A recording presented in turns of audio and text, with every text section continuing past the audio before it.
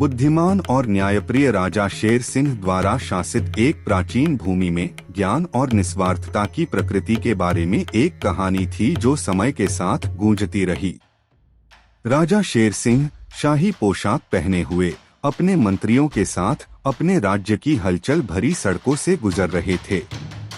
राजा शेर सिंह, जो अपनी निष्पक्षता और बुद्धिमत्ता के लिए दूर दूर तक जाने जाते थे, अपने लोगों के जीवन को समझने की कोशिश में अक्सर अपने राज्य में घूमते रहते थे। ऐसे ही एक दिन अपने मंत्रियों के साथ राजा महल की दीवारों से आगे निकल गए। राजा और उसके मंत्री एक पुराने हरे भरे बगीचे में आते हैं। वे एक बुजुर्ग माली को अखरोट के पेड़ लगाते हुए देखते हैं। राजा माली के पास जाता है, उसकी आंखों में जिज्ञासा होती है। राजा ने माली के समर्पण से चकित होकर पूछा, क्या तुम इस बगीचे के नौकर हो या मालिक? माली ने अपना काम रोककर उत्तर दिया, महामहिम, मैं कोई नौकर नहीं हूँ।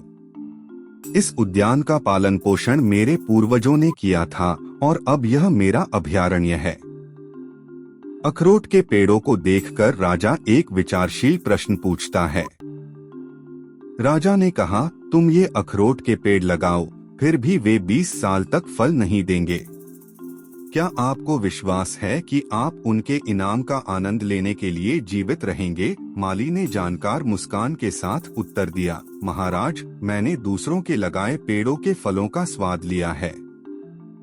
यह बिल्कुल सही है कि मैं आने वाली पीढ़ियों के लिए पेड़ लगाऊं। केवल अपने फायदे के लिए पौधे लगाना स्वार्थ है। राजा माली की बुद्धिमत्ता से प्रभावित होकर उसे पुरस्कृत करता है। राजा शेर सिंह माली की बातों से बहुत प्रभावित हुए और उन्होंने अपनी सरल बुद्धि से गूढ़ सत्य को समझ लिया।